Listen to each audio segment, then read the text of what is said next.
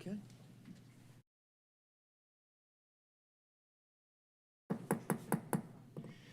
Good evening and welcome to the City of Roswell Mayor and City Council meeting for August the 14th, 2023.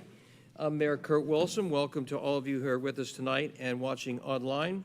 I'd like to acknowledge my colleagues and council members present. Councilmember Sarah Beeson, Councilmember Christine Hall, Councilmember Lee Hills, Councilmember William Mortland, and we're anticipating Council Michael Palermo to come running in at any moment, but he is not here with us yet. At this time, I'd like to turn it over to our City Administrator, Mr. Randy Knighton, to explain how the meeting is run. Mr. Knighton. Thank you, Mayor Wilson. In accordance with Section Chapter 3.70 of the City Code, the City Council shall hold regular public meetings. The purpose of City Council meetings are for the public to participate and speak on agenda items which constitute formal decisions by the elected body. These items are listed on the published agenda, which can be accessed via the city website prior to the meeting. This is a public meeting, and some items do require a formal public hearing. A significant and important component of city council meetings are to hear directly from residents on items listed on the agenda. Public comments or questions are essential for mayor and council to incorporate as they contemplate each decision. Residents are at the top of the organizational chart for the city, and therefore it is imperative to hear from residents in mayor and council meetings. If you would like to speak on an agenda item, we ask that you fill out a comment card, which are located in the back of the room, in order to ensure an accurate record of the meeting. We ask, of course, that everyone display the principles of mutual respect and the appropriate demeanor during the course of the meeting this evening, which is and should be reflective of this great community. The mayor is the presiding officer for the meeting and will ensure the orderly exchange of comments, questions, and discussion leading to decision-making by the elected body. We encourage those in attendance and the viewing audience to visit the city website for meetings, events, and departmental information. We also encourage everyone to review and participate in the various activities in the city of Roswell. And you can find those activities on roswell365.com. There are a number of events scheduled upcoming in the city of Roswell, which the mayor will speak to in just a moment. And we also encourage everyone to take part in these activities which promote community, physical activity, and leisure as we all make Roswell the #1 family community in America. Mayor Wilson. Thank you, Mr. Knighton. At this time, I'd like to call Rabbi Jason Holtz, who's also an excellent ice cream taster I can personally attest to, from the Temple Kahilt Hahim to the front for the invocation and moment of silence. Rabbi. Thank you, Mayor Wilson, members of the council. Thank you as well to Council Member Sarah Beeson for inviting me to be. God of holiness, we hear your message. Justice you shall pursue. God of freedom, we hear your charge. Proclaim liberty throughout the land. Inspire us through your teaching. Love and uphold. Every citizen take responsibility. Rights and freedoms we. Let each of us be an advocate for justice.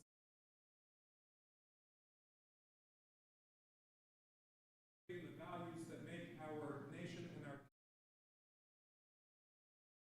pray for courage and conscience. We aim to support our highest values and aspirations. Pray for all who serve with selfless.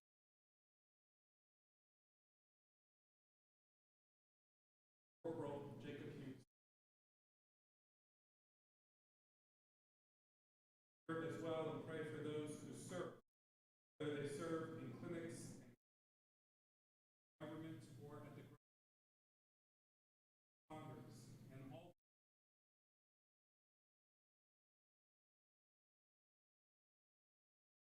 grateful for the rights of life, liberty, and the pursuit. Pray for wisdom and moral strength. Guardians of these rights.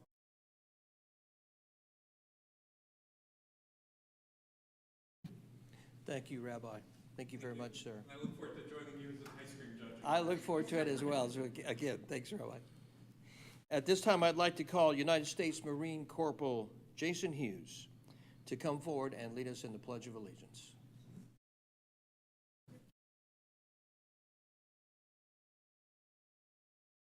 I pledge allegiance to the flag of the United States of America, to the republic for which it stands, one nation, under God, indivisible, with liberty and justice for all.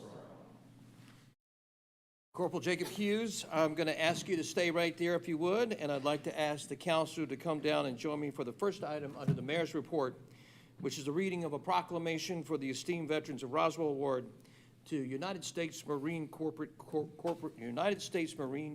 Corporal Jacob Hughes.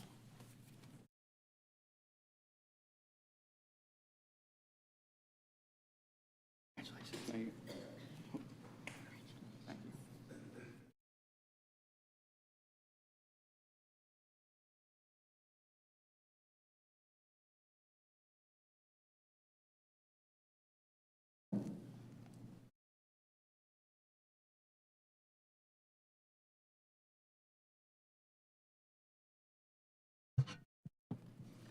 Proclamation, Office of the Mayor, Corporal Jacob Hughes, esteemed veteran. Whereas Jacob Hughes graduated from Kell High School in Marietta, Georgia in 2013 and enlisted in the United States Marine Corps on November 18th of that year. Jacob started Marine Corps boot camp at Parris Island on April the 14th, 2014. Upon graduating from boot camp, Jacob went to the School of Infantry, Camp Lejeune, North Carolina, and graduated as an infantry assaultman.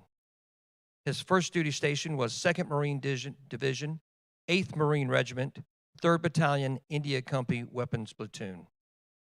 And whereas in July 2015, Jacob was deployed for 6 months to MK, Romania. During this deployment, he was promoted to Lance Corporal and received certification in the NATO Mountain Warfare Center of Excellence. And whereas in June of 2016, Jacob participated in Baltop 16, an annual military exercise during which NATO allies and partner nations joined forces, building international relationships and strengthening security in the Baltic Sea region of Estonia, Sweden, Poland, Netherlands, Germany, Norway, and Iceland.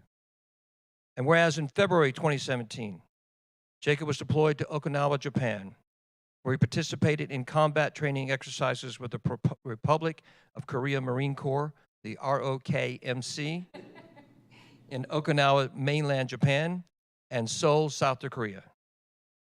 And whereas in August of 2017, Jacob returned to Camp Lejeune and was promoted to corporal on October 1st of that year. In April 2018, Jacob's enlistment ended. He was honorably discharged and was bestowed the following medals from the United States Marine Corps: Marine Corps Good Conduct Medal, National Defense Service Medal, Global War on Terrorism Service Medal, Korean Defense Service Medal, Sea Service Deployment Ribbon 2, Letter of Appreciation, Meritorious Mast and Expert Rifle Qualification Badge 3. And whereas in 2018, Jacob decided the skills he learned in the Marine Corps could best be used by protecting the citizens of his own country. He moved to Roswell, Georgia, and fell in love with the area and the community. He applied for a police officer position in Roswell as well as in Marietta, Georgia. He initially accepted the position as a Marietta City police officer. After 3 years with the Marietta Police Department, he found himself missing and wanting to serve the community of Roswell. He applied again with the Roswell Police Department for a patrol officer's position. Fortunately, he was offered a position and accepted it on October the 10th, 2022. His training in the United States Marine Corps has been extremely beneficial in performing his duties as a Roswell police officer. He knows that combat training in quick response and de-escalating challenging situation has helped to keep the citizens of Roswell safe. Now, therefore, I, Kurt M. Wilson, Mayor of the City of Roswell, do hereby name Jacob Hughes, esteemed veteran of Roswell, and call upon all our citizens to recognize his outstanding service to our country and our community, and that there is no higher calling than those who served in the United States Armed Forces.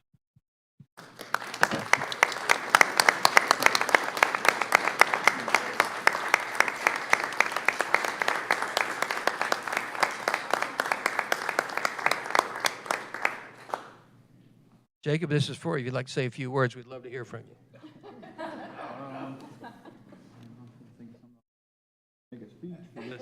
But I originally thought I was going to be doing the, not the Pledge of Allegiance, but the national anthem. Luckily, that didn't have to happen. Time for that. I haven't got no singer's voice.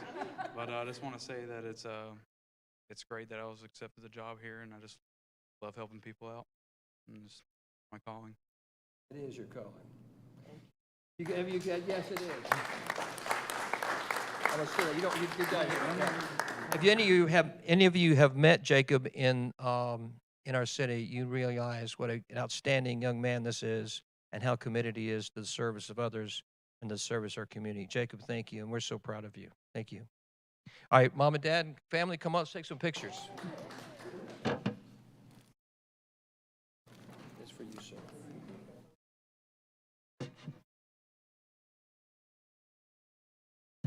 Middle. Come on. Come on.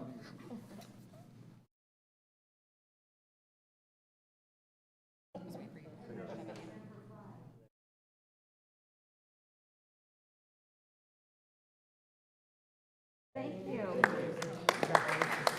Jacob, we really appreciate you, man. Thank you for your service. Yeah. I'm so proud you're here. Proud of you. We really are. Glad to be here. Thank you. Let us know if we can do anything for you. Congratulations. Thank you. My goal as a mom to be able to get them to know. Thank you. We're so glad that you chose Roswell. Congratulations. I know. So thank you. I'm so glad to have it. I was telling them when he got home. Thank you for saying that.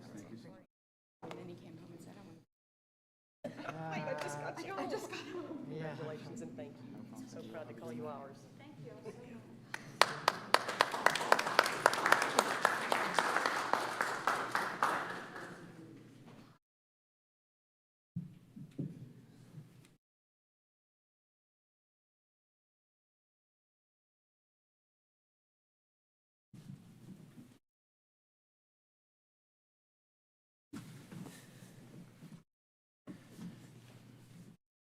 The last item on the mayor's report, thank you so much, Jacob and family, for being with us. Thank you. The last item on the mayor's report is upcoming events and some other announcements, and I'd like to turn it over to my colleague, Councilmember Lee Hills, to take us there. Thank you, Mayor Wilson. I want to keep telling you about Roswell365.com, which is a great resource for you to find out what's going on in the city and where to go to experience that. Every single day we've got brand new information being loaded in, and we welcome our local merchants as well as our community organizations to turn in information to attract more residents and visitors to come see what you've got going on in our backyard. Also want to point out that this Thursday, August 17th, is the next Alive in Roswell. It will be the hottest one of the year, so dress lightly. I'll give a shameless plug. I will be the celebrity bartender near Ips on Canton Street. So please show up and tip heavily. I believe they match the tips, don't they? Top Job? I'm putting pressure on. I'm putting the pressure on. I'm hoping they're. He makes a $500 contribution. Okay. So my charity of choice is vetbuds.us, and that is an organization of veterans who are helping other veterans by getting them vehicles or getting care in their home in the way of such as renovating a bathroom for disabled veterans, or giving scholarships to young men and women that want to go into the military or finish more education after their military career has come to an end and they're serving as regular old civilians. So I welcome your tips, and hopefully you will come out and just socialize and enjoy the tasty treats on Canton Street from 5 to 9 this Thursday. On the 19th, let me back up. The 18th of August is the Huayan AAPI, which is Asian American Pacific Islander Artists in Bloom at the Roswell Cultural Arts Center. I wasn't exactly sure what that was, so I searched in www.roswell365.com, cultural arts, and this is the first thing that popped up. It was so easy to find. So the opening reception is Friday at 6 p.m. at the Roswell Cultural Arts Center, and they'll have all sorts of artist exhibit items for you to see. It is free. So, and then the Beyond Transparency and exhibit of glass artistry is at the Roswell Visual Arts Center. That opening reception is Friday, August 25th from 6 to 8. A few more things coming down the pike. Area 13.1. This is Saturday, August the 19th, 7 p.m. at Riverside Park. This is the Area 13.1 and terrestrial 5K/10K, and it's an out-of-this-world running event. Mike, you running in that one? I will be running in that, and it's going to be very painful, but it's for a great cause with our Roswell Police Department. Excellent. So be sure to check that out. You can get more information on that at alienhalf.com, ALIENHALF.com. There's live music, DJ, food trucks, vendors, Gate City Brewing Company, and Councilmember Palermo will be running. So that's a must-see. August 19th. Also on the 19th, History Seeks Saturdays, 19th Century Dance. This is a really cool opportunity for ages 7 and up. It is a learn how to dance like they did in the 1850s. It will also get you a peek in at Mimosa Hall, which is beautiful, and it's a must-see. There is air conditioning in Mimosa Hall, just want to let you know. And there'll be lessons on 19th century dances, including the Virginia Reel and others. It's free, but you do have to register, and guess where? At roswell365.com, and that is the History Seek Saturdays 19th Century Dance. Also on the Friday through Sunday, the 25th through 27th at the Roswell Cultural Arts Center is the Georgia Ensemble Theater presenting Almost Heaven, John Denver's America. So this will be hit musical telling the story of John Denver. You can find more information on that at roswell365.com. Finally, we have Saturday, August 26th at 7 p.m., Riverside Park, Riverside Sounds. Again, this is our longest running free outdoor concert series. You've got to check this out. Bring a blanket, bring a little treat, or you can buy something at the food truck there. You can bring friends, meet friends. It's just a great way to get out and about and enjoy yourself. Take your neighbors or your friends. This month features Jake Labatz, who performs blues, rock and roll, gospel, American folk, and American roots. So come check us out, and we'll have more to talk about next week, I'm sure, or the week after, our next meeting. Thank you, Lee. Where do you go? www.roswell365.com. Thank you very much. Well, Certainly. I apologize, Lee. Unfortunately, you know how Councilmember Mortland is usually very envious of you when you're speaking, so he's made it noted that he has to get his 2 cents in right now. So Councilmember Mortland, I have to call on you, sir. Thank you. One more thing that was added to our calendar that did not make Councilmember Hill's list here is on August the 25th, we have the Mayor's Cup, the Roswell High School football game versus Centennial football. This is 7:30 kickoff at the Fortress at Centennial High School, and you will be the guest of honor. Will we all be? Hopefully, we'll all be there, right? We're all planning to be there for the, Mike, you're going to be there? I would love to be there, but that is actually, I believe, the Roswell Santos United Atlanta United. So there will be a big Roswell Santos group at the Mercedes-Benz Stadium cheering for Atlanta United that same evening. Very cool. Well, other than Mike, we'll be in Centennial High School on Friday the 25th at 7 o'clock for Centennial playing Roswell High School to open up the season. Pretty cool. Friday. Thank you, brother. Thanks, Willie. And Christine, before we leave, did you want to say anything about the concert last Friday night? Yes, we had another great crowd at the Music on the Hill on Friday. Really terrific band, and there is one more of these next month, so that'll be the final one in September. I encourage everybody to check it out. Thanks, Christine. Thank you so much. Well, that concludes the mayor's report. Next is the consent agenda. I have been asked by Councilmember Beeson to pull item 3, the approval for the mayor and our city administrator to sign a task order with Columbia Engineering for construction management services in amount not to exceed $289,500, to pull it off of the consent agenda for consideration. So, Sarah, with your go-ahead, I am doing that now. And so I bring it before the council. Item number 3 has been pulled off the item agenda. Sarah, did you want to say anything? I'll preface it before we go to the item that's been removed, but will be recusing myself, the same as I did for committee. Subcontractor on there, I have an active contract with. Okay, I think I'm pulling it off right now with your Correct. Yep, permission. we're good to Okay. go. All right, so any thoughts, comments, or questions on item number 3 as listed underneath your consent agenda by the council? All right, thank you. Any comments from any Roswell residents on item number 3 that would be listed here on your consent agenda? What? We do the consent agenda first? Forgive my lack of poor legislative protocol. All right, so item 3 is pulled off the consent agenda. Forgive my poor knowledge there. So the consent agenda, are there any questions or thoughts or comments from council on the consent agenda? Thank you very much. Are there any comments, questions, or thoughts? Yes, sir. Come on up. Mr. Vell, welcome. Please share with everybody your name and where you live in Roswell. Welcome. Great. Thank you. Good evening. My name is George Vale. I live in the Mill Village over here. And I'm addressing the Tree Bank Fund consent agenda item. I applaud the city of actually having a tree bank fund, and I think it's great to have a tree bank fund. But I believe that the tree bank fund goes beyond the actual intent. There's some items in the tree bank fund that go beyond the intent. Oops.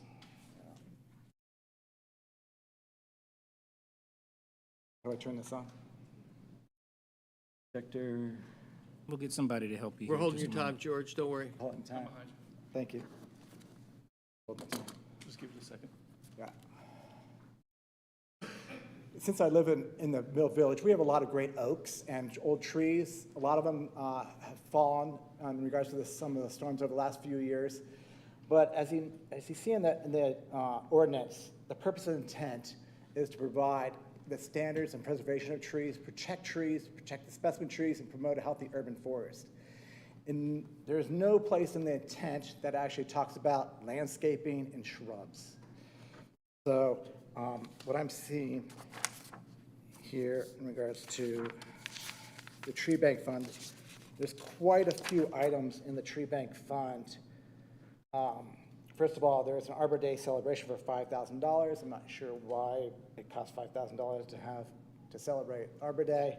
Maybe it's a check to Arbor Day, maybe.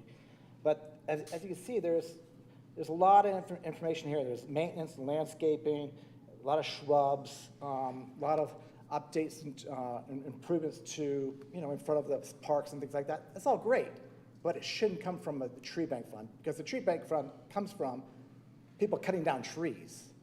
And the trees is our tree canopy, right, in our city. So the shrubs and other landscaping items don't cover and support tree canopy.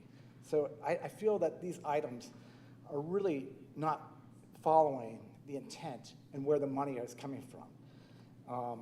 And then let me just show you, there's not a lot of detail in here how many trees are being planted. There's one location here, I saw there was 40 trees, but there's a lot of maintenance, landscape maintenance. Here's the other list. There's a lot of money being spent on landscaping. And like I said, the entrance to the park, screening, using shrubs. I mean, screening for trees is fine, but again, I don't think the intent of the tree bank fund or the overall for the trees is to actually do screening, is to improve our canopy, larger trees.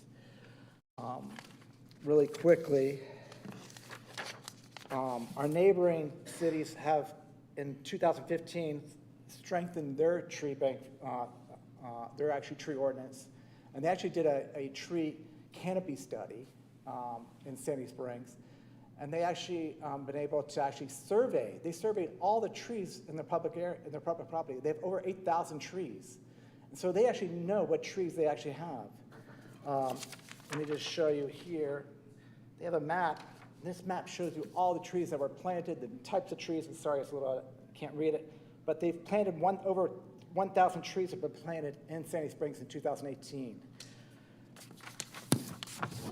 There's actually, I made some changes to the ordinance, recommended changes to remove the landscaping, but to include removal of invasive species, because invasive species affect the trees. So we should probably do that. I think having a tree canopy study performed every 10 years would be also a smart idea for the city, so we can measure, are we actually improving? Because right now, we're cutting down a lot of trees, but we don't know how many trees are cut down and how many we're planting. So, you know, we should measure what we're doing, right? We have a fund here. The arborist is signing off on how many trees and the cost of those trees, and that money goes in the tree bank fund. It's supposed to be an annual report prepared by the finance department, because I asked how many trees and all these kind of simple questions, but nobody can answer them at the city. And I've never seen this report either. I wasn't able to find this report, annual report. So again, I think, you know, we could do better. And the intent, if we go back to the original intent, it's really to make sure that we're protecting the city and there are trees in the city. There's a lot of trees that have been destroyed or from the storms. I volunteer at the old cemetery in my neighborhood. There's 3 or 4 trees right there. The big tree in the middle got blown down and caused a lot of damage. We're not replacing those trees. There's no plan in place. It seems like all these projects are like ad hoc. We're just going to use that money for landscaping, and then we'll plant some trees as well. There's some good projects in there. Don't get me wrong. Thank you, but George. I think there should be a better plan. Thank you very much for your comments. Appreciate it very much. Thank you, sir. Yes, ma'am. Welcome, Ms. Russell. Please share with everybody your name and where you live in Roswell. Janet Russell, Roswell resident. Item number 9. I'm familiar with that 103, 105 Spring Drive corner. Just curious, why are we giving a developer property that's publicly owned so he can make more money? Because I remember when, many years ago, when Sally White sat over there and Jerry Wood was the mayor, and a developer came in and wanted to put in really nice townhomes where those new houses are built now. And oh my God, all hell broke loose. And oh my God, we wouldn't want that to be the entrance to a single family subdivision, but one of the council members lived on Spring Drive. And across the street were 2 old houses, the ones that are now going to be demolished. And they absolutely didn't want this development over there. And we all laughed and said, well, we'll just wait till they die and the kids inherit the property and it'll be gone in 20 seconds. And that's exactly what happened. The 2 homes sold. But it's a large piece of property, and why are we giving a developer property so he can make or they can make more money? I don't get it. What do they need it for without paying us something for it? Or, oh, I know, we're giving away land and not getting money for it. That sounds familiar. Or we're buying land and not getting paid for it. So I'm just curious, why are we doing that? Jeff, do you want to answer that question real quick? Sorry to put you on the spot, brother. I just saw it and was curious. I think it's very curious. By the way, this is Director Jeff Littlefield, our Director of our Transportation. I apologize. Thank you. Hi, Jeff. The property at 103 and 105 Spring Drive doesn't really serve a future transportation need. There's an appraisal that'll be done on the property, and then it will be sold for market value. It's not given away. It's being sold to the developer. It says we're abandoning it.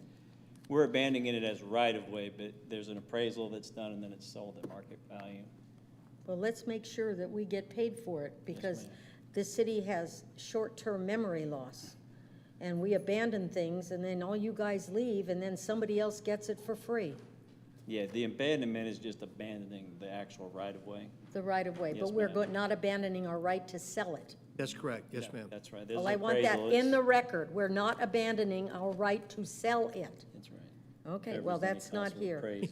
But Is it in the, Michael, you want to address that? it's really important, because when everybody else leaves, nobody remembers anything, Says and then, it's- that's all right, Jeff, then the next group comes up and goes, oh, well, it's okay, we gave it away, they can have it, and somebody else makes more money again. So, just curious. Yes, ma'am. Thank you. Thank you, Jeff. Mr. Palermo, did you want to wait? Yeah, wait, yes, sir.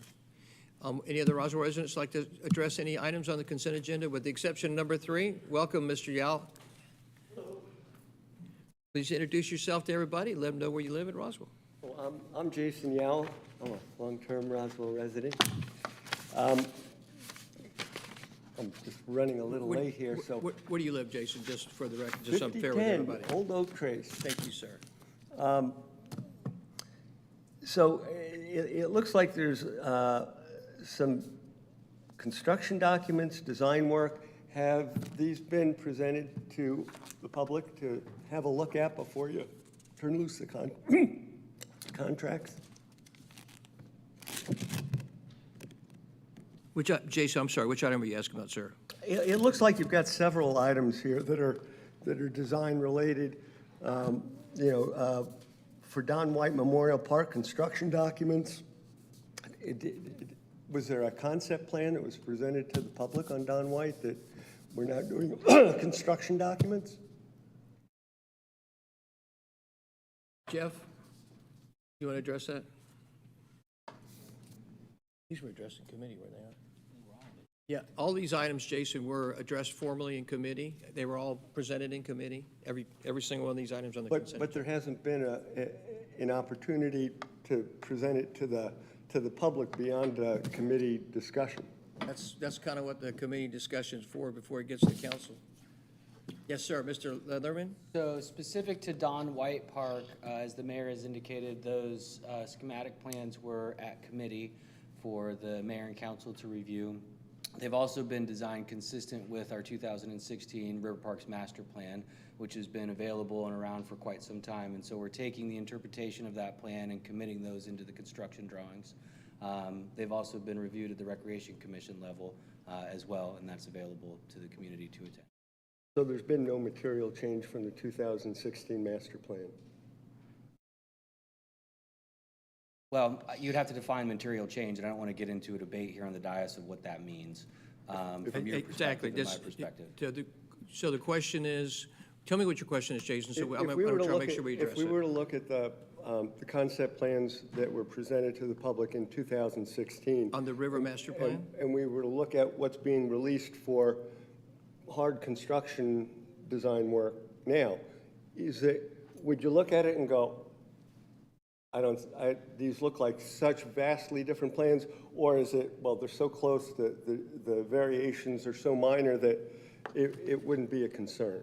I think, Jeff, you correct me. So when we got into the 2016 River Master Plan in really February of 2022, that's when we began to work with Randy and his team, with Jeff leading it, and it has been worked through. And I think a lot of this has been submitted in the public, but it has been an ongoing work of progress through those points. Like, there's not been one iteration, there's been several iterations.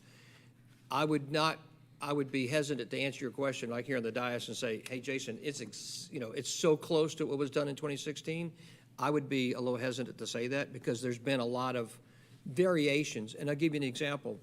One of the things that we discovered when we got into this was if we were going to spend $35 million to do the River Master Plan, we better have the ability to dredge. So while we've been working on getting the River Master Plan, 1, funded, and 2, working on the schematics and the drawings, we've also been working on getting a dredging permit, which has been remarkable because basically that's gone through 7 different governing agencies. So I tell you that is that, like a lot of things, and you, I'm sure, can relate to this, and sometimes it's, not every single detail of every piece of mechanical information, because it's moving, right? It's changing, and it's being adapted, and it's being informed, it's being commented on, and not every single piece of that is always out in the public purview. But there have been pieces of this, and this piece, that's why it went to committee before it came here, was to make sure that it was submitted formally to the public. Because, for Riverside Park, what I had seen that had been, out for public view, where the original plan was to move, not the original plan from 2016, but the original plan in the most recent iteration was to move the spray park, which I thought was ludicrous. If somebody came in to me with that proposal, I'd say you're fired. You're looking to run the bill, you're not being very creative, and we're done. I understand that because people like me commented about that being such a bad idea and what a waste of money to move the spray park, that's no longer on the table. But that's the kind of material change that just is really surprising. Are you still planning to tear down all the buildings in Riverside Park around the back of the amphitheater? So the item before the council tonight is Don White Park. It's not the entirety of the Riverside Park okay. plan. So we're only dealing with Don White Park at this time. Right. Riverside Park, from a design perspective, is lagging behind, and so that will come at a different time. Okay. And by the way, I completely support provisions for dredging. And that's something that had never been discussed until recently, and that's a great thing. That's a huge plus for the city of Roswell, because once that river gets dredged, we should be able to bring back things like the Head of the Hooch regatta for rowing that, you know, moved to Chattanooga, and Chattanooga, what a windfall for them. And we got that river dredged, and we can bring events like that back and actually have more regattas. It's a growing sport, and we're just so well positioned if our river is, you know, set up to take it. Then the, let's see, what renovations are being done to the town square? Have there been drawings that have been presented to the public? Yes, sir. When these drawings, are they, you know, when transportation has a concept plan, they have an open house and the public comes in and we comment on it. Is a similar thing being done? Because I haven't seen anything that jumps out that, you know, hey, here are the park plans that are getting ready to be let out to bid. What does the public think? So again, we utilize the Recreation Commission as an opportunity to invite the community and the public to come in and review those plans, and that happens before they go to committee for recommendations. In this case with Town Square, it's a piece that we've been working on for quite some time with some relatively minor improvements to the park, including lighting, some hardscape, and repairs to the sidewalks. That's a great concept. I wish that the same kind of protocol for design work was for transportation projects was being given to the Transportation Commission. But as you know, we're down to one member, me. I don't know if you have officially dissolved it. There's been no public announcement to that effect. There's been certainly no movement. Thank you, Jason. I appreciate your time very much. Thank you for your questions. Thank you, sir.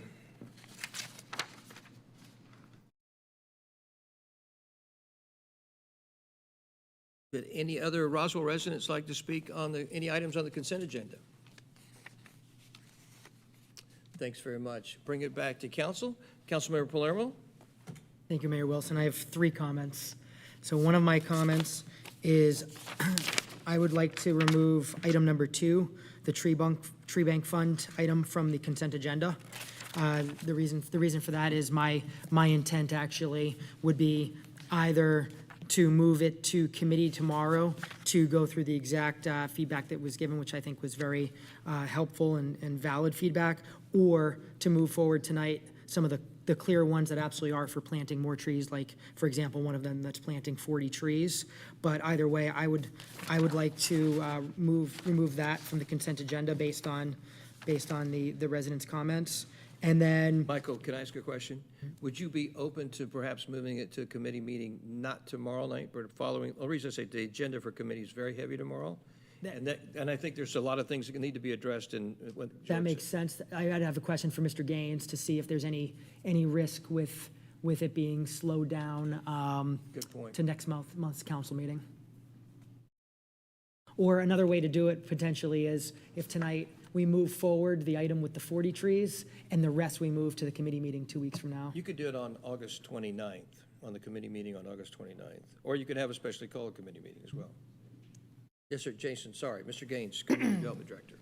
repeat what the question is? Is there a deadline or any concern if this moves to committee not tomorrow night, but 2 weeks from now, and therefore would not come back to council till basically a month from today? Is there any concern or risks or loss of funds or anything like that if that's done? The money's ours, so Okay. it's not tied to any, Perfect. state or federal funding source, so there is no concrete deadline. But there are some projects in the hopper that, staff has informed me that have a little bit of priority. I need to get with Lenore and other department heads to figure out exactly which ones those are, but there's no concrete deadline associated with approval of the allocation of funds. Excellent. Then that- Jason, that I know makes you sense. got two more things, Mike. Christine, did you want to interject something? On the tree bank fund. Correct. My next two are not on the tree bank fund. Yes, ma'am. Christine, sorry. Thank you. Just my comment, and I really appreciate Mr. Vail bringing those things to our attention. It's very valid, and I'd like to see the city move in that direction. But I understand generally, just to expedite things, and maybe we can identify the things that we need to move forward with. But typically, these things are put on the tree bank fund, and maybe about 25%, and Lenore's not here, but only a fraction of them actually get done, and they end up getting carried over to the next year. So just if there is we could identify the one or two items that perhaps are a priority, just approve those, and then update our ordinance and update the tree fund in one fell swoop beyond that. I'm throwing that out there for my colleagues. I'm just going to make a suggestion. I think it's a very robust conversation. It sounds like it needs to happen on the tree bank fund, perhaps in committee and beforehand. So with y'all's permission, we'll take up Mike's consideration based upon Mr. Vail's comments. Yes, sir, Mike. Excellent, thank you. So your first comment was just removing that item from the consent agenda. Second comment is regarding the abandoning the public property on Spring Drive. Just as I had stated when this was presented in committee, that I am very against the city abandoning public property the strong majority of the time, unless it is absolutely clear there is no possible use in the future for public benefit. And I confidently believe this is one of those rare examples, because it is 1/10 of an acre between two homes, or two single-family properties, I should say, because and they're surrounded by three sides. So 3 sides of it is other people's property except for the street. So this is in line with when we did it to the neighborhood right near Eves Road, and I'm blanking on which one that was, but it was the same situation where, as I had stated, I typically would oppose the idea of abandoning. However, it was a situation where the public absolutely would not have any potential transportation or other use, and so would rather just give peace of mind to the neighbors. And just like that situation, in all situations, absolutely, we are not giving the property away. And as staff stated, we absolutely are charging fair market value and based on appraised value as covered by Georgia state law. So I discussed that in committee, but did want to raise that again tonight. And then my final item, based on Mr. Yowell's comments, which I thought were I thought there were some helpful conversations, so specifically around the river and the River Park Master Plan. As was hinted towards, there's much bigger discussion and bigger changes regarding Riverside Park. And I don't mean bigger, when I say bigger changes, meaning compared to the plan that was proposed in 2016. So for the example, the very high cost of moving a spray grounds just for the sake of moving a spray grounds. So therefore, because that one has a lot more discussion and potential change and all that, it makes sense that one's behind the schedule of Don White, where in all those public meetings that we did have, there were a lot fewer comments. So I just thought it was a comment that made sense. And also, the speaker had mentioned he was glad to hear that there's discussion of dredging the river for lots of different benefits, including, of course, someone doing crew was brought up, which is a benefit. There's many other reasons for the quality of our river, et cetera, to that dredging. And it wasn't until in in 2020, the very beginning of 2022, when this new mayor and the majority of this council had basically started, as the first time there was a serious discussion of looking for a solution there. So I'm glad to hear that that was noticed, and I think it is good for our city. And certainly prior to that, it was always known there was a need, but there was never once a discussion of trying to work towards actually making it a reality. So kudos to this mayor and council. So those are my 3 comments. Well, thank you, Mike. I tell you, it's funny, the dredging piece, you remember when we got in, I think we were told it was impossible. More than once. Don't consider the river master plan. You'll never get it done. You'll never get dredging done. And thanks to the efforts of Director Jeff Leatherman and the efforts of Councilmember Will Mortland, among others, dredging is about to become a reality. And it's been a Herculean effort. So, I mean, really, like we were told, it was never going to happen. All right, any other comments or thoughts on any of the discussion so far on the consent agenda? So with council's permission, I will pull item 2 and item 3 off the consent agenda. So that being said, items 2, any other questions, thoughts, or comments on any other issues on the consent agenda from council? All right, that being said, items 2 and items 3 are pulled off for consideration for the consent agenda. Do I have a motion to approve the consent agenda less item 2 and item 3? Motion to approve. Thank you, Councilmember Hills. Do I have a second? Seconded by Councilmember Mortland.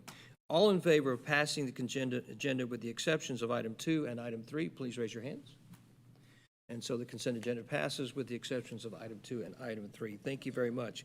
Let's, now I'd like to consider item 2. Any discussion on item number 2? Let me make a suggestion. I'd like to make a suggestion that we move item 2 to committee for further discussion, if that would be acceptable to the council. Unless there's any other thoughts, comments, or questions. All right. Yes, sir, Councilmember Palermo. I guess just a question I'd have, and this is covered by lots of departments on here. Are there, whether it be Parks and Rec, EPW, et cetera, is there any project on here that is definitely purely adding trees that you really feel needs to be approved tonight versus waiting till the next committee and then the next council meeting? Yes, sir, Jason. Actually, Jason, Jeff, Sharon. The whole. Yeah. Okay. So I'm not seeing anybody saying that there's. So, Michael, with there's your one. permission, can we move this to committee meeting on August the 29th? Is that approval good with you? I will motion to move this to the committee on the 29th. Motion made by Councilmember Palermo. Is there a second? Second by Councilmember Mortland. All in favor of moving the item number 2 to committee on August 29th, please raise your hands. Passes unanimously. Thank you very much. The last item that we pulled off is item number 3, approval for the mayor and our city administrator to sign a task order with Columbia Engineering for construction management services in an amount not to exceed $289,500. Don't go far. Yes, ma'am. Flagging that I will be recusing myself from this item the same as I did during committee, as I currently have an existing contract with a subcontractor that is listed on this item. Thank you, Sarah. Thanks so much. Don't go far. All right. Any thoughts, comments, or questions on item number 3 that is pulled off the consent agenda by council? Being that there are not any Roswell residents would like to speak on item number 3 is pulled off the consent agenda. Being that there are none, I bring it back to council for any final comments, thoughts, or questions. Being none, do I have a motion on item number 3 that was pulled off the consent agenda? Motion to approve, number 3. Read the whole thing. Oh, I'm sorry. Let me, bear with me. Jason, did you say you wanted to address item number 3? Yes, sir. What is it? What are you spending the money on? I mean, it just says $289,000 for construction management services, but it's not really saying what the task is. It was addressed in committee, Mr. Yao, but Mr. Watson will address this further. Yes, sir. So yeah, item number 3, which is to award a construction management services contract to Columbia Engineering. In the consent agenda, Mayor and Council approved the initiation of construction of A-Sand Phase 1. This task order for Columbia Engineering will be able to provide construction management, construction admin services on behalf of the city during construction of A-Sand Phase 1. And that includes the dredging preparation? No, it's a completely separate project. This is all for A-Sand Phase 1. Okay. It just would have been nice if it was spelled out, that it was for ASAN Phase 1 in the agenda here for public consumption, because it just looks mysterious, Jason, you're saying, I want to make sure I don't misunderstand you. So you're saying, like, we have a very detailed packet. It's very voluminous. Like, if you're looking at, and you're saying, hey, I'd like to see the same voluminous packet as well. No, I'm just saying, just give us a hint and less mystery. Just, ASAN Phase 1. Then we know what to look for. Mr. Mayor, that's my fault. If you look at the attachments, the construction, the proposal's there, and it says letter proposal for ASAN Phase 1 construction services packet.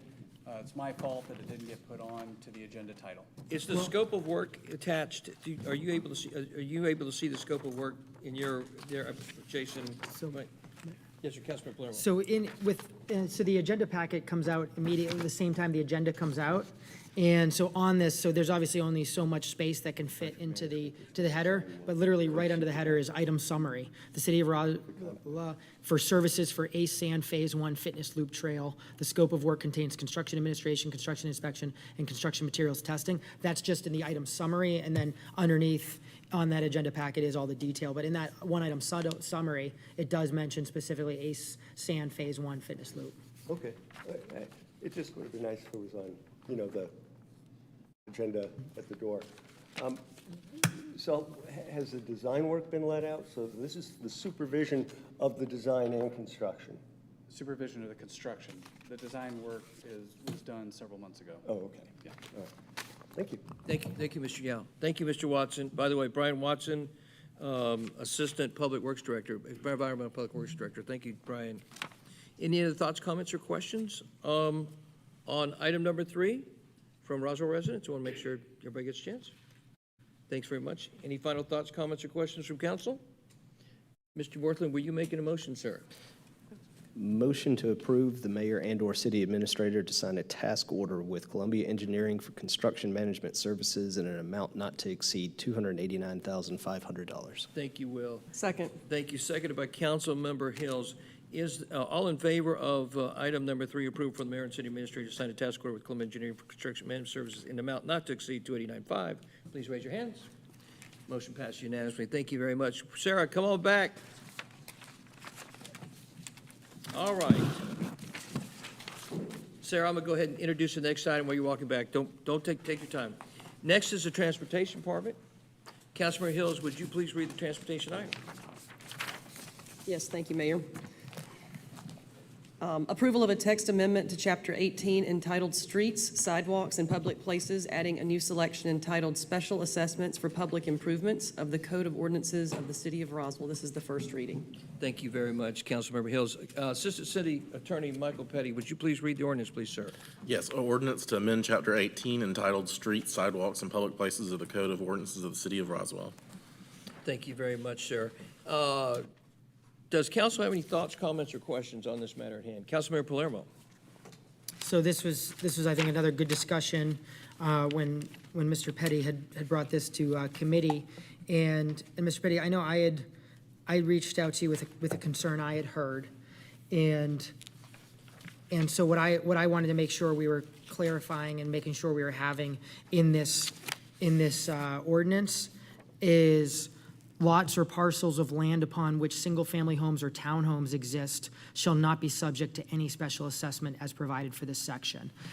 So that's something I think is important to be there so that there's no confusion or misunderstanding with anybody thinking that the city would ever consider in the future doing a special assessment on them. So I think that's really, really important. And at the same time, this is a tool that already exists within our charter, already exists under Georgia state law, and just gives the opportunity that if you do have a property with a large impact to the community, it's the opportunity to ensure that the rest of the community is not subsidizing them or they're not creating an unsafe situation. So I do think, I do appreciate our legal department bringing this. I do think it's smart to have just in case there's a major safety issue in the future. But I do think it's crucial that we include an additional section just to make sure nobody thinks that this could or would ever be considered for a single family home or townhomes or so I'd just like this council to consider that additional language. Thanks, Mike. So you're asking for, on this particular text amendment, you're asking for additional language tonight from the council, is that correct? Yes, and again, the additional sentence would be lots or parcels of land upon which single-family homes or townhomes exist shall not be subject to any special assessment as provided for in this section. Thank you, Mike. And Mayor, for Yes, just sir. clarity's sake, that would be placed under section 18.5.3 subsection C. Would Okay. add a new subsection C to it. Michael, thank you, that's very helpful. Any other thoughts, comments, or questions from council? Yes, ma'am, Sarah. Going back to the same comments that I gave during committee, I still have some hesitations around this. I completely understand that it already exists within our charter. There's also a state law that has provisions for this as well. But because the fact that I have not been given any concrete examples of how this would be used specifically in the city of Roswell, other than the only two examples that were provided involved the addition of sidewalks. I have some concerns about that in the sense that sidewalks are a part of network infrastructure. You can't isolate a sidewalk. It doesn't exist in a goldfish bowl. A sidewalk connects to other areas. I'm of the frame of mind that it's our responsibility as a city to make sure that we're taking care of network improvements. So it's very difficult for me to think of a situation wherein we would have an entity, I guess in this case would be a business or a commercial entity, since we're excluding specifically single-family homes and townhomes, a business we're creating sidewalks for you, here's the bill, whether or not that's how they want to improve their property. So just in the interest of private property rights, in the interest of our responsibility as a city of taking care of network infrastructure, I will not be voting for this evening. Thank you, Sarah. Yes, sir, Michael. Thank you, Mayor Wilson. So I have a comment and a question for Mr. Petty. So the comment is, as my colleague just mentioned, the concern that it should be the city's responsibility, not a specific large business or something along those lines. And I think the majority of the time I'd completely agree. And then on the flip side, if there is a situation where it's a single business that's creating the demand, the safety aspect, all the people, et cetera, I don't think it's fair for taxpayers to have to pay for something that's purely supporting a single large business. Again, just for that possibility in the future. That was my comment, but obviously, just I think that's a healthy discussion. But Mr. Petty, my question is there the ability under this to use it for stormwater? And so a specific example would be if there's a large property that's creating a excess stormwater runoff to other properties onto our infrastructure, et cetera. Is that something that's covered in this? I'm not saying the city ever should do that, but at the same time, I do think that I've heard from a lot of residents where the stormwater runoff that's going to their yards is creating major issues. And I'm just curious if this is something, if there's the situation, if a large business is having a disproportionate amount of stormwater that's coming from their property. Yes, and so this is not strictly for only sidewalks. There's a definition in the ordinance that's also taken from state law of what improvement is, and it includes, and I'll read from it a little bit, and it includes the grading, paving, repaving of streets, alleys, sidewalks, or other public places or ways, and the construction, reconstruction, and altering of curbing, guttering, storm sewers, turnouts, water main, and water, gas, or sewage connections therein. So there's a broader definition of public improvement. Thank you. Michael, is there an original intent on this piece of this ordinance that you're suggesting, that you're trying to aim at something in the city perhaps that hasn't been done that might be helpful to the residents, that there's just something here that you're after? I think there's certainly examples of some properties that make the most millions within the city that also at the same time are most subsidized by small businesses and resident taxpayers, et cetera. And that's where my disagreement went earlier. If there's a large commercial business with many millions of dollars worth of revenue, creating 100% of the demand for a certain, for example, for sidewalks or whatnot, I don't think that the city should be paying, which means residents paying for supporting that business. I think when we have properties that take a disproportionate amount of just taxes and services, et cetera, then create a less safe situation. I do not think residents or small businesses should be paying for those costs. Michael, I think just adding some clarity. So right now, if I build a home, single-family home, right? The city has ordinances in place about what needs to happen with the sidewalk, correct? Can you and who pays for that sidewalk? In that situation, for a resident, if it'd be the buyer of the home or the developer building that house. So if I'm a single-family homeowner and I build a house, and with the new thing, I'm going to pay for the sidewalk, correct? So if I'm a developer, right, and I buy a piece of property and I develop that piece of property, are you saying that I need to build the sidewalk and I need to pay for it? It's kind of the same thing. If that is the rules that currently exist in Roswell and almost every other city. Yeah, so what's So different? what this is doing is more for potentially blighted properties that have been there a lot longer, have not been upkept, did not have to follow So if I had rules. a 40-year-old piece of property that was significant, right? And that property was perhaps, does not have a sidewalk, but it might be serving a lot of people who walk, right? The question is will the city incorporate this ordinance to say, hey, particular business, we want you to put a sidewalk in to serve the community and to serve the people who are frequenting your business or using your business, and we believe you should pay for that sidewalk. Is that correct?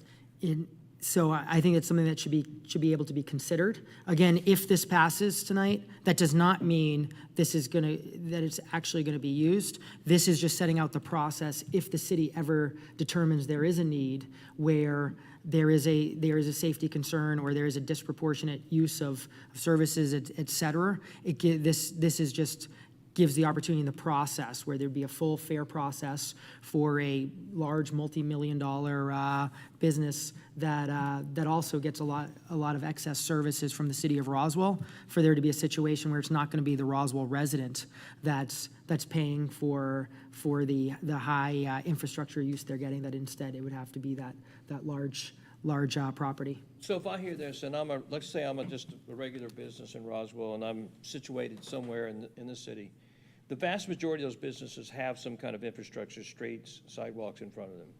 Is there something, do we need to tell them something about this? Do they need to be concerned coming out of this, seeing this, if this particular text amendment that gets passed, do they need to be concerned? Do they have the concern? Could you address that? Yeah, I certainly, when getting with legal, the clear and easy thing to just clarify was single-family homes and townhomes. I think it should be very clear. It's just there was not the easy way to put it in here, that frankly, a small business, a small property owner should not think there ever is going to be a process where they're being asked to do anything like that. This would just be for those that have the absolute largest type demand and uses. I think actually a great example, similar to what you brought up, was the old Southern Skillet property, Southern Post, is going to have a tremendous amount of impact to our infrastructure. That being said, because they have to follow our rules, those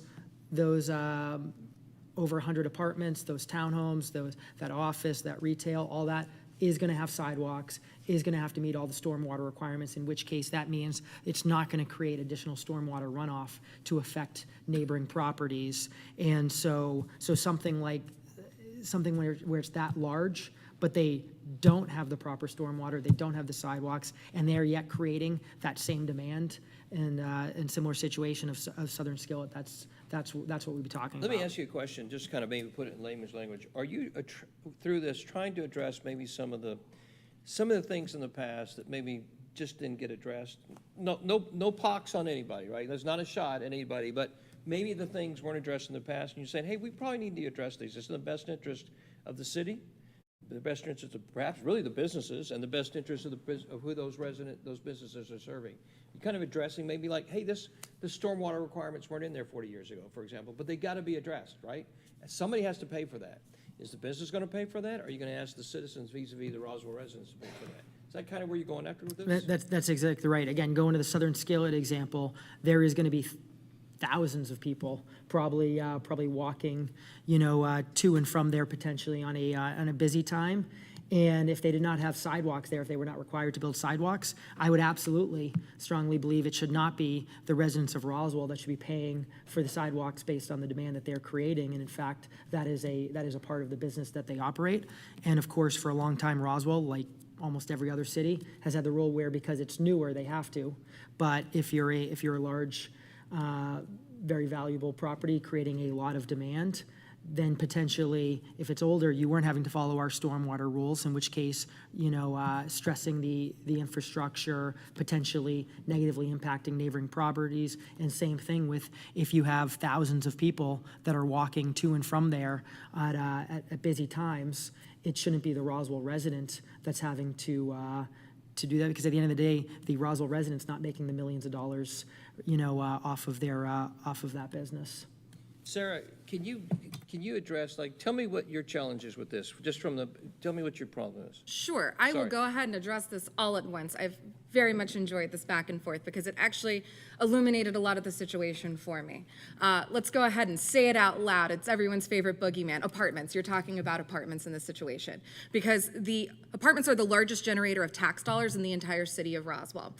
That said, it's a massive misnomer to imply that people who live in apartments do not pay taxes.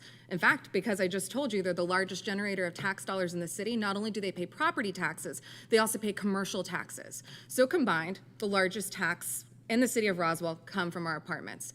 In the same way that many of our single-family homes and our townhome developments that predate the ordinance related to sidewalks, to stormwater improvement, exact same thing happened for our multifamily properties. So in this situation, I don't understand why there's a special exception with the understanding that they are actually paying the highest amount to invest into the city with these tax dollars, that we are placing the onus on these properties. Specifically, the onus on properties wherein everyone knows those tax increases or special assessments in this example would be passed through to the renters who have already seen exponential increases in their rent. Those who are already trying to make ends meet and hit that rent are now going to have increases because we as a city decided that they needed to have sidewalks. But let's keep in mind that any other single-family neighborhood in the city of Roswell gets to have taxpayer dollars fund their sidewalks. I'll use my parents' neighborhood as an example. Brookfield's about to get some fancy new multimodals, and it connects them to the high school, and that's great. And I will vote for those sidewalks over and over and over again, the same way that I voted for them on Holcomb Bridge Road,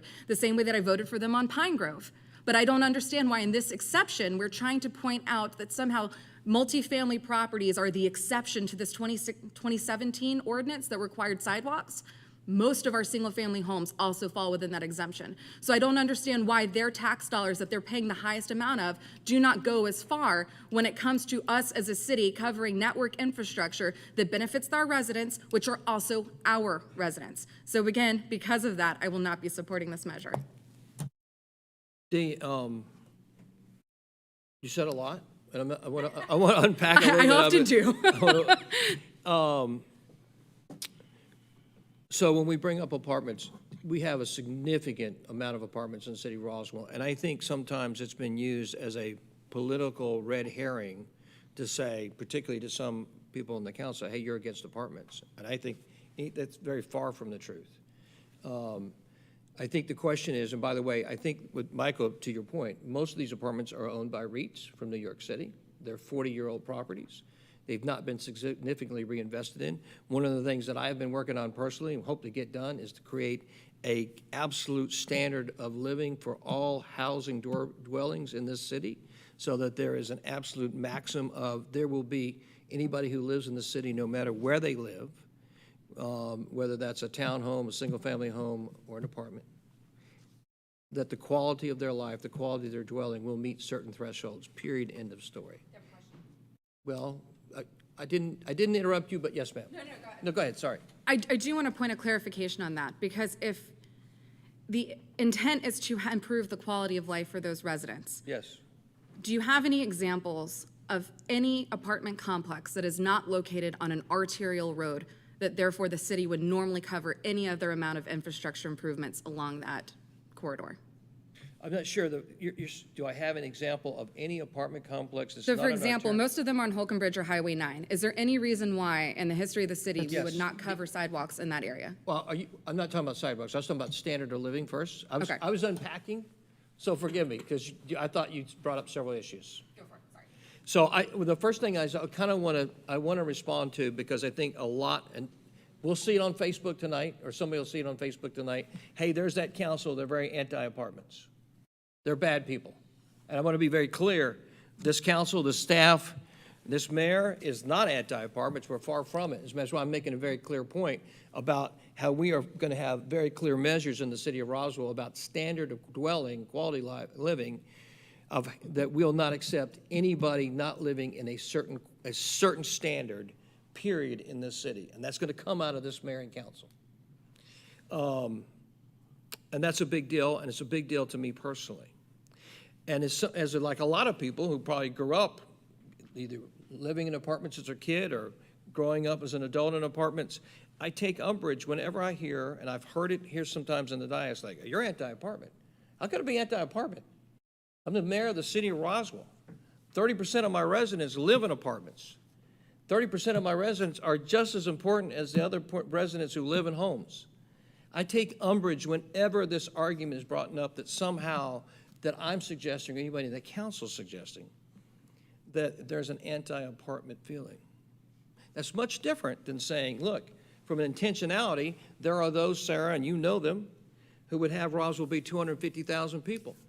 And they would have Roswell line up the corridors of 92 and 140 with high-density, multifamily housing, because that's where the return on investment today is in the marketplace. And one of the reasons I decided to run for mayor was to come out with an economic development strategy that said Roswell is going to continue to be not only a vibrant community, but it's going to be 120,000 people. And how are we going to do that? We're going to do that through a long-term economic plan that's intentional with placemaking.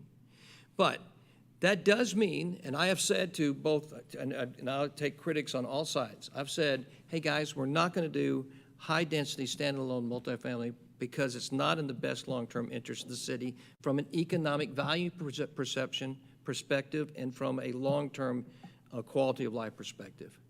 That's not anti-apartment. That's being smart in terms of protecting the economic values and the quality of life of this city.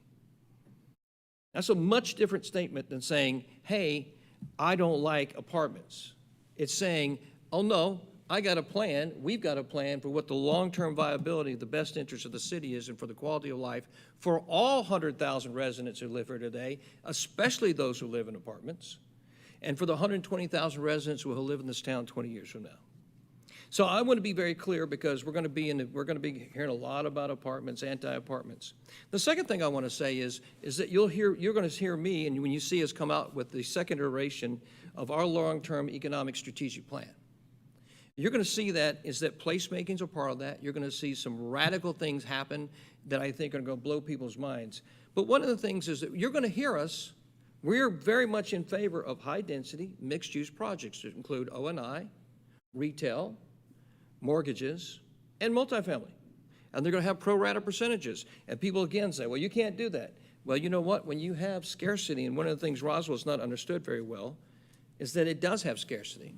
And so I say, not from any other perspective, but long-term economic strategic thinking, it makes no sense to put high-density, multifamily, standalone projects to degrade the economic values of long-term in this community. and to add more and more people when you're really interested in the quality of life of the 100,000 people who live here, 30,000 of which are apartment dwellers, and the 120,000 people who live here. So I want to deal with this subject first and foremost. With respect to the issue of, I think to Michael's point, and Carrie, I think there's some good points you make. Look, this is not just aimed at multifamilies, but you have a lot of 40-year-old properties, right? And you make a point, look, all these apartments are market-based pricing. Like when you say it's passed through, you're absolutely right. You're absolutely right. But that doesn't mean that it's not proper to say, hey, business, which is the REIT, you should put in sidewalks, because they haven't done it. Sidewalks matter not only to the community as a whole, but they matter to the people that live there. And so somebody's going to pay for that. Is the city at large, i.e. the public resident, all the residents going to pay for it? Or to your point, are the residents who live there going to pay for it? Well, the REIT's going to pay for it, and you're correct. I agree with you. It's probably going to be a pass-through. On the larger issue of affordable housing, which is part of this, is look, Roswell is not a particularly super affordable place to live. I don't think that's news to anybody. But I don't think it's in the best interest of the city council, all of us, or the leaders of this city, to say, you know what? We're going to affect and impact economic values in an adverse position to make it more affordable. That never works. That's always the wrong way to go. The best thing that we can do for all people, including the 30,000 people who live in apartments in the city, is to work on improving economic values. It's the absolute best thing. And sometimes when we start tinkering and saying, hey, we do have an issue with affordable housing everywhere. It's true, people in their 40s or 50s or 60s or 20s, whether they're middle income, lower middle income, upper middle income. So I just get very, very worried sometimes when these large debates get in here, and it's like, oh, Roswell, you need to solve that. Roswell is not going to solve affordable housing. But I will say that Roswell is the only city in North Fulton County that has a housing authority. It's the only city that substantively, seriously takes on the issue of trying to deal with the with the poor and housing them. So, sorry to go off on a tangent, but that's why I'm asking very seriously. Is the challenge, the answer to the question is, I do not support the potential of making a REIT pay for sidewalks, because it's going to get passed on to the people who live in the apartments. If you're telling me that, I understand that. I may not agree with you, but I understand that. So there's a couple of things there. I will summarize it as succinctly as I can. Your goal is to improve quality of life for all residents. My question really is, why is there a focus throughout what you just discussed on density when the item before us is really who's going to cover the cost of infrastructure improvements? Because you brought up apartments, and when you brought that up, there's been a sub-layer of conversation, Sarah, from you since when you ran. Oh, this is before I ran. And before you ran, and through many conversations about density and affordable housing. So in the little back and forth that just happened, talking about the largest taxpayers entities in the city of Roswell, were those not apartments, which Councilmember Palermo was referring to? Actually, if Ryan is gone, so looking at the tax tables last year, I'm not going to completely sign off on I've looked at it, and it's true.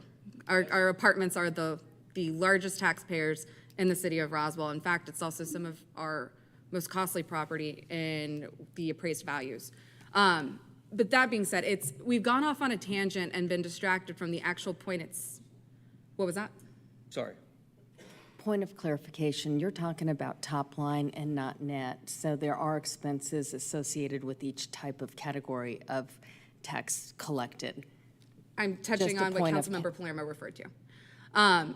In this instance, I think we're getting distracted from the ultimate point, which is how are we picking and choosing who is going to pay for network infrastructure improvements? And I put emphasis on network because it means everyone benefits from it. To use your example of REITs with sidewalks in front of it, these aren't sidewalks within their development that we're somehow subsidizing for them. It's a sidewalk, the same way a road is part of a network infrastructure improvement that runs in front of their property, which is on an arterial road because it's the only place that they're zoned for and the only place that they're currently developed. which would be Holcomb Bridge, Highway 9, 120. It's beyond me why we would try to say we would not already do network infrastructure improvements, whether it be stormwater, whether it be sidewalks, on major arterial roads, and instead we're putting it on an area where it would be passed through to residents. While I agree that pass through to residents is a major concern of mine, that's secondary to the fact that it's a larger issue for me that we wouldn't be paying for network improvements. That's it. Okay, I so- realize that people would disagree with me, No, no. and that's understandable. I don't disagree with you. Let me ask you a question.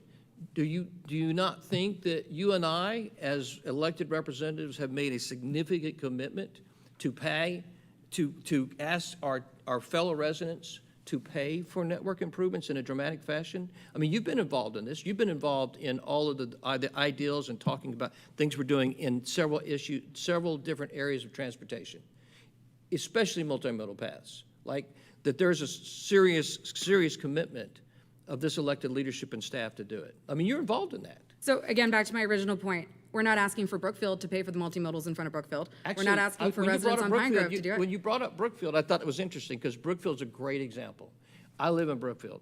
And my parents live in, I grew up in Your parents live in Brookfield. Brookfield. And again, I would love to have support sidewalks those, in Brookfield, but guess what? but that's inside Brookfield, the same way that it's not inside these REITs. It's on the road. We're not paying for sidewalks within their It's on their complex. property, Sarah. It's on their property. And it's the right of way for Brookfield. That's my point. You're still having all kinds of residents that benefit from it. At this point, I will defer to y'all because obviously I disagree on a larger issue and it's completely fine. We Yes, can go ma'am. ahead and vote. I understand that I'm the outlier. No, ma'am. Yes, ma'am. Yes, sir. Thank you, Mayor Wilson. In all due respect, Mayor Wilson and Councilmember Beeson, I feel you two have had some great long discussion, and I feel I'm going to take the opportunity to share some thoughts and would love to some responses and thoughts. One, I think it's a very unfair comparison to compare a neighborhood, whether it's Brookfield or anywhere else, to a REIT, because at the end of the day, the majority of our homeowners are not collecting millions of dollars per year off their location. And so there's a very big difference between a for-profit REIT and a resident that lives in Roswell. Very big difference there. So I want to clarify that. Number two, I want to clarify there was the statement made that the apartments are all on the arterial roads. That's actually not the case. So there's a lot of them. Probably I would think the majority of them absolutely have frontage on not Holcomb Bridge Road. Not all, but the majority. So it's not on arterial roads. Where actually, to be honest, there pretty much are sidewalks on. In front of many of them that are, if they're on right on Holcomb Bridge Road. But I want to get a little more to the case at hand. I feel in general in Roswell there's an issue with old properties that are making a lot of money off the city, and I don't think we should be supporting or subsidizing blighted properties when we have our residents that we have a fiduciary responsibility to provide them a quality of life. And with that, it was Councilmember Beeson had brought up that the highest top line taxpayers are apartment complexes.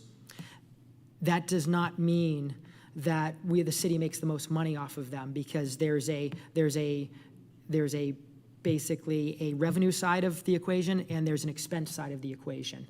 And as Councilmember Beeson brought up apartment complexes, those have a lot of expenses in the services provided. So I will address the elephant in the room that I believe Councilmember Beeson addressed. So Councilmember Beeson and I have the exact opposite view, I'd say, when it comes to apartments. I feel the fact that Roswell already has way more apartments than Alpharetta, Johns Creek, Milton, et cetera, and the fact that on the east side of Roswell, for the east side of Roswell, we have more apartments than single-family homes and townhomes combined. I strongly feel we do not need any more standalone apartments. I strongly feel that the only way we should have new apartments is if they're part of a mixed-use destination and creating a great benefit to existing residents. I know Councilmember Beeson and I disagree on that point. And also to point out, too, because the affordability aspect came out, I just want to bring up that in the end of 2021, so it was 2 years ago, so I'm not sure how much it's changed since then, but in 2021, it was cheaper to rent an apartment in Roswell than Alpharetta, Johns Creek, Cumming, Sandy Springs, and Dunwoody. And so I just bring that up because the affordability aspect brought up. The irony too is I actually have a lot of friends from that I went to high school with and college with that worked now for REITs. None of them own any properties in Roswell, but it was very clear that profit is their number one goal. And in fact, actually, it's something where the mayor and Councilmember Beeson agreed with each other, where I disagree regarding when it comes to pass-through costs. In talking with any of these individuals that work for REITs, their goal at all times is to charge the exact maximum they're able to charge. And so if they could charge $10 a month more today, they would.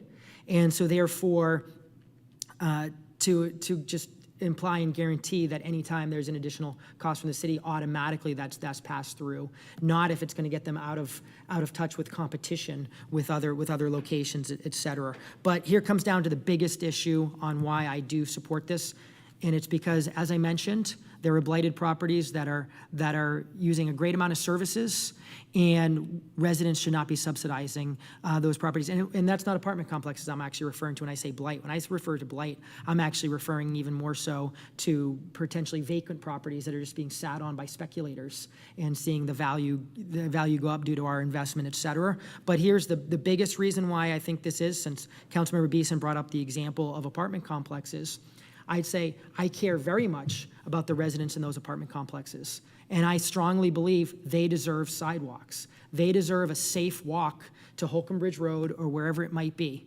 And there are a number of streets and areas where the only thing that street is going to is an apartment complex. So why should Roswell residents that are not making a profit off of living in Roswell, it's just where they're blessed enough to get to raise a family, why should they have to pay for something that a REIT that is making many millions of dollars of profit, why should they be the ones to pay for that? And that's where again, going to the example with stormwater, I was EPW liaison, and the amount of phone calls I would get from elderly, probably men and women, but actually I'm always vividly remembering a lot of the women that would call in with the issues where they'd have it where their grandkids they felt couldn't even play in the backyard due to all the stormwater runoff. And yes, we need to invest more in our infrastructure. We need to continue to add sidewalks. We need to do all these things, and I fully support that. But if it is a very large business that is making a very large amount for being in Roswell, and that they're not meeting the standards that Roswell has for new developments and in general, I don't think it should be Roswell residents or Roswell taxpayers that are paying for that. And so I support this. I hope the council will support this. And again, if council supports this, it doesn't mean any property can be just easily or quickly assessed or anything like that. It is a long, fair process where any large business would have the opportunity to fully show their concerns and their issues. It's a very long process. But again, in the idea of safety, in the idea of making it safer for residents to walk, for just dealing with different issues, I think we absolutely need to do this. This will protect our taxpayers while also protect individuals that are using some of our highest utilized businesses if council ever decides to use this. All right, any other thoughts, comments, or questions from council before I turn it over to Roz? Yes, ma'am? Sarah, yes, ma'am. I just want to make a friendly reminder that people who live in apartments are still taxpayers and they are still residents. So when we say that Roswell taxpayer and residents don't want to be covering certain infrastructure for specific places, you're still counting the residents of those specific places. And again, I just want to reiterate the point. The topic at hand isn't, are we going to be adding new multifamily structures? If we're going to be increasing density, again, that goes back to this whole boogeyman that always comes back every single election cycle. We're focusing right now on if we are, as a city, wanting to cover infrastructure improvements. So with that, I think, again, it's the city's responsibility to cover network infrastructure improvements. That's it. Thank you, Sarah. Well, that's exactly what got me going off, because it is the bogeyman attack that I'm responding to. It is the fact that the apartments are thrown out there as a bogeyman, and that somehow this council is working against apartments when it's just the opposite. So any comments from any Roswell residents? Yes, ma'am.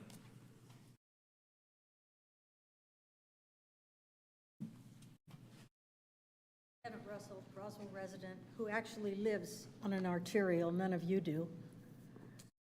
And I'm not running for office, so I can speak freely. It's nice to see a lively conversation. And I don't need to clarify anything because I have a brain and I can listen to your conversations.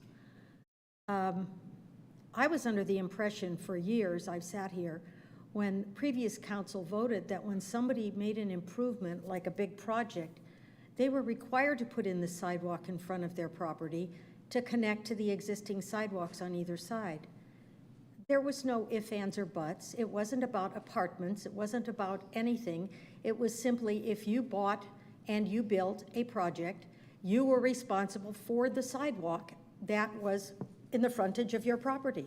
It didn't mention where it was located or the type of project that it was. It was simply part of the plan. This Southern Post thing, which is just a horrible project. I haven't met one person that says, boy, it's exciting. I don't know where all these thousands of people are going to come from for walking because there's a 600-car parking garage there. So they're all going to drive everywhere, but they want to walk. But they've got 600-car parking lot. As an example, over here, back of Forest Street or wherever, there's a big culvert, you know, next to the Cultural Arts Building that had to get refreshed and rebuilt. And I forgot who was EPW at the time, maybe Dan Skalski. It was kind of a rotating thing. I asked why we were doing that, and one of the reasons he said it was because of the impact of the Southern Post property and the runoff that was going to overflow into there. So we've already absorbed a lot of infrastructure cost for a large project that is not going to impact positively this city. I'm sorry. I'm not opposed to apartments at all, and I do think they're a dog whistle. I happen to live in the original part of town. I didn't go to the farthest reaches of the border of our town to get away, but then practice and preach about apartment dwellers.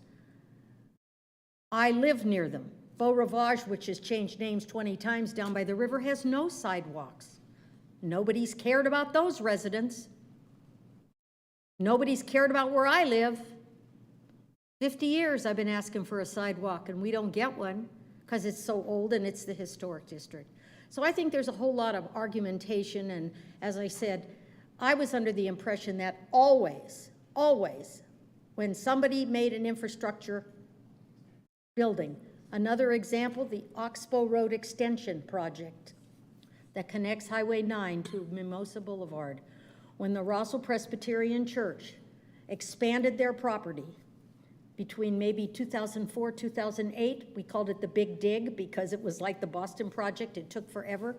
One of the conditions was that when the Oxbow Road project was completed, they would pay for the sidewalks on their side where the church is to connect those two streets.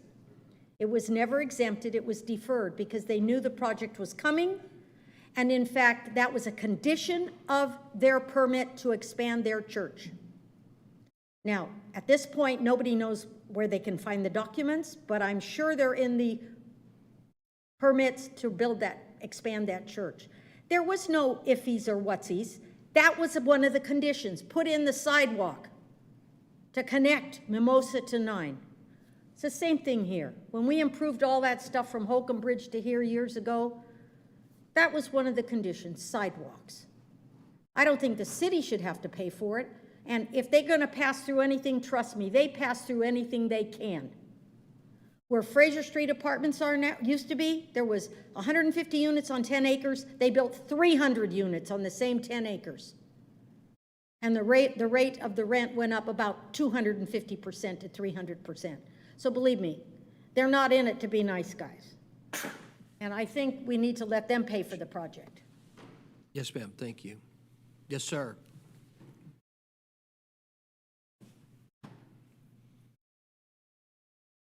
I think this ordinance opens a Pandora's box that you're not going to like.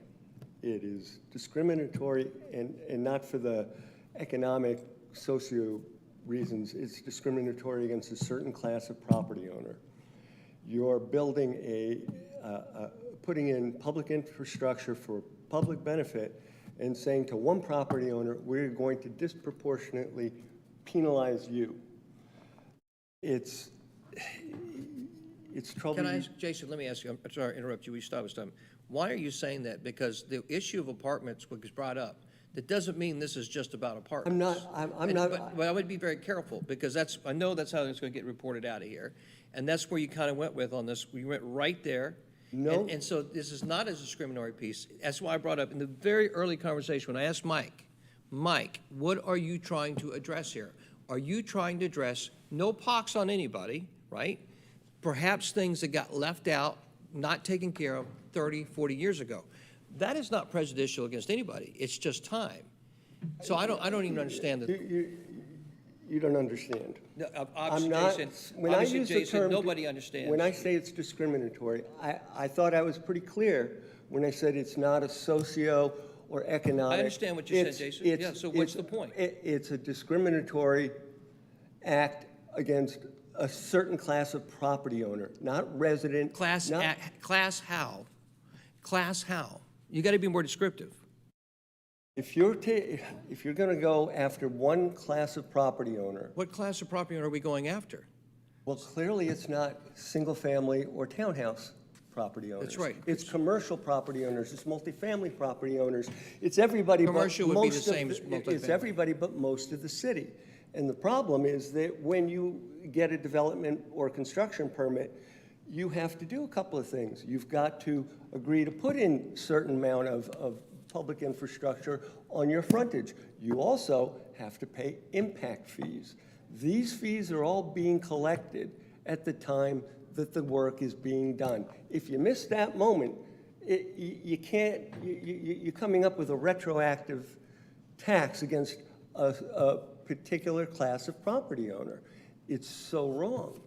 You also fail to understand that our transportation projects right now are funded by T-SPLOS, which is funded by sales taxes. That is being paid by everybody, whether they're property owners or renters. Why are you saying that we can't use the T-SPLOS money? You got the T-SPLOS money bottled up in lock boxes, and that's part of your problem. But you've got everybody paying into this fund for your transportation in the form of property, in the form of sales taxes. You've also, you just can't say to one property owner, gee, you know, we forgot to get your sidewalks put in when you permitted this 20 years ago, we're coming back retroactively. You're going to end up with more problems than it's worth. And of course, you're targeting a particularly wealthy type of property owner. You're going to have lawsuits and you're going to lose and you're going to regret it. And you're trying to score political points. You're trying to find money that, you know, if the city came to me and said, we're going to put a sidewalk in and this is what we're going to charge you to do it, I'd say, yeah. I don't think so. I'll do it myself because you people don't know how to do anything cost effectively, because I can put the sidewalk in myself for a lot less than you're going to charge me to do it. Are you going to make me pay you to do it badly and to do it more expensively than it needs to be done? It's bad policy. It's something you really ought to drop. Sarah is right on this. And if you pass this, you're creating problems for yourselves, but also for all of the other residents, because when you get sued by the big property owners, we're all going to have to pay to settle it. Big mistake.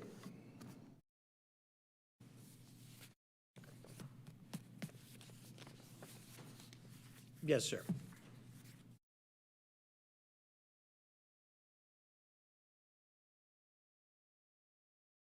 George Vale, Mill Village. I'm glad you guys had this discussion because it wasn't really clear to me as a general public. I couldn't understand the legalese behind this. It was great. I like the banter between everybody. For one thing, I would double check your GIS to make sure that there's no neighborhood associations that might be affected by this policy as well. There might be some large land on a neighborhood association that may own some areas that may fall into that. I don't know, but I think you might want to check on that. It's my understanding this is not, the laws already exist for any new improvements that a particular landowner would actually do on their property. So these rules already exist. You have to put sidewalks in if the sidewalk isn't there. This is, in case, I guess, a situation where maybe, like, let's give a concrete example. The Gateway project is a city project.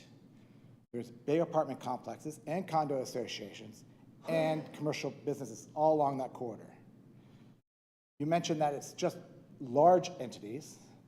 The question is, what is a large entity that's going to pay for this? Because we have a lot of small businesses along Gateway that would have to put new sidewalks, that would have new multi-use trails and sidewalks potentially. And then we have condo association. Condo association that has a large frontage, just like the apartment does. Are they going to actually be exempt, or are they going to have to pay the same as condo association? I just leave that. Thank you, sir.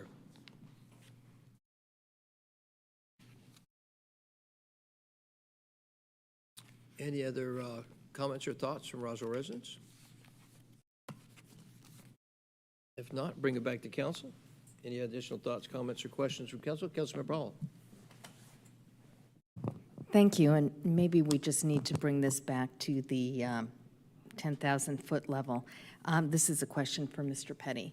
So, Mr. Petty, I understand that the reason that this is in front of us is to lay out the steps on how we would implement this should we have to do it.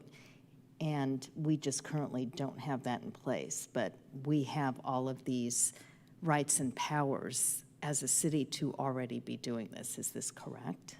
That's correct. So the charter already provides the city council this power to do special assessments. It's already in the charter. We just needed procedures about how to do it, and that's what this ordinance is. Thank you. So this is just a procedure ordinance. Thank you. Thanks, Councilmember Hall. Any other thoughts, comments, or questions from council? All right, Councilmember Hills, would you like to make a motion for the first reading? Thank you, Mayor. I would like to make a motion.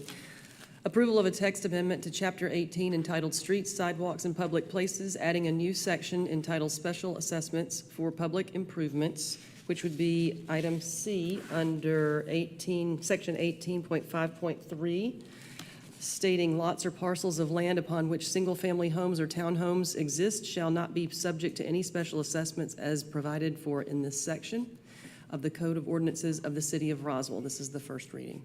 Thank you, Lee. Do I have a second? Second. Seconded by Councilmember Palermo. All those in favor of the motion as read by Councilmember Hills, please raise your hands. All those opposed, please raise your hands. The motion passes in the first reading 4-1. Thank you very much.